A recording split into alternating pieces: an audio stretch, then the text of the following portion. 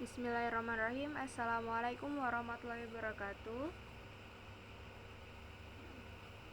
Dengan kami Walina Damajidatul Mawadah yang akan membahas tentang modernisasi kurikulum dalam sejarah pendidikan Islam.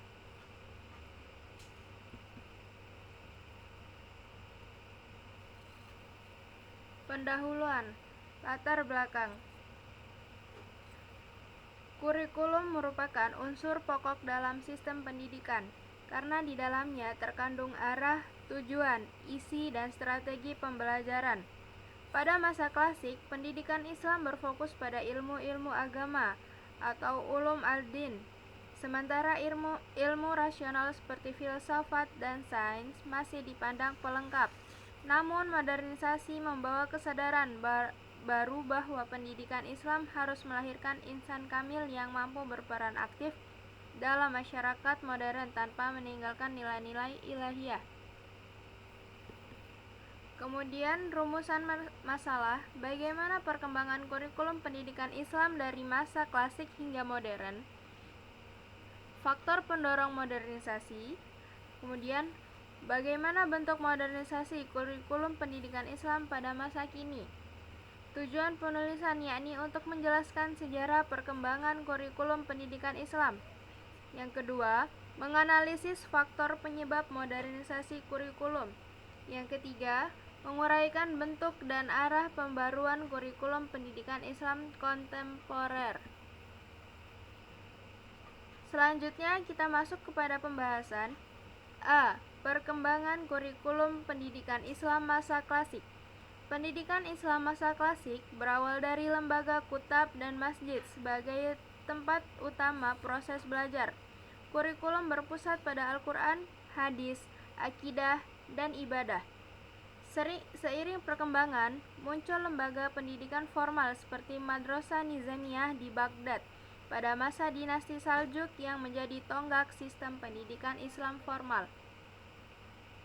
Kemudian, pada periode ini, kurikulum masih didominasi oleh ilmu-ilmu keagamaan seperti tafsir, hadis, fikih, dan bahasa Arab. Ilmu logika, kedokteran, dan matematika diajarkan di luar jalur madrasah, biasanya di bawah bimbingan ulama atau filosof. Kondisi ini menunjukkan bahwa orientasi kurikulum klasik lebih menekankan dimensi keagamaan dan moralitas daripada profesionalisme atau keilmuan empiris. Kemudian, faktor pendorong modernisasi kurikulum pendidikan Islam. 1. Keterbelakangan umat. Setelah kejatuhan Baghdad pada tahun 1258 Masehi, dunia Islam mengalami stagnasi intelektual. Banyak lembaga pendidikan kehilangan semangat ijtihad dan inovasi. Kesadaran untuk memperbarui kurikulum muncul agar umat Islam dapat kembali bangkit. Selanjutnya, pengaruh kolonialisme Barat. Masuknya pendidikan Barat memperkenalkan sistem kurikulum sekuler yang menekankan sains dan rasionalitas. Lembaga pendidikan Islam mulai beradaptasi dengan model ini untuk melahirkan lulusan yang kompetitif. Kemudian, gerakan pembaruan Islam, Nahda Islamiyah. Tokoh seperti Muhammad Abduh di Mesir menyerukan integrasi antara ilmu agama dan ilmu modern.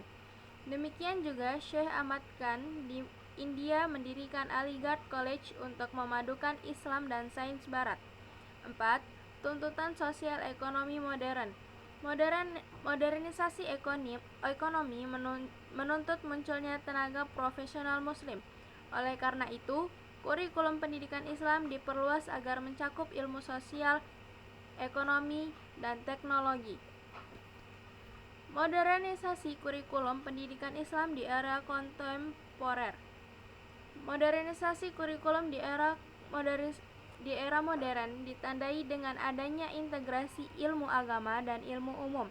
Pendidikan Islam mulai menolak dikotomi antara ilmu agama dan ilmu duniawi. Di Indonesia, transformasi Institut Agama Islam Negeri IAIN menjadi Universitas Islam Negeri UIN merupakan contoh nyata modernisasi kurikulum. Paradigma integrasi interkoneksi yang diterapkan oleh UIN Sunan Kalijaga. misalnya bertujuan menghubungkan ilmu-ilmu keislaman dengan sains sosial dan humaniora. Selain itu, lembaga pendidikan seperti Pondok Modern Darussalam Gontor menerapkan kurikulum terpadu yang menggabungkan pendidikan agama, bahasa asing, dan pengetahuan umum.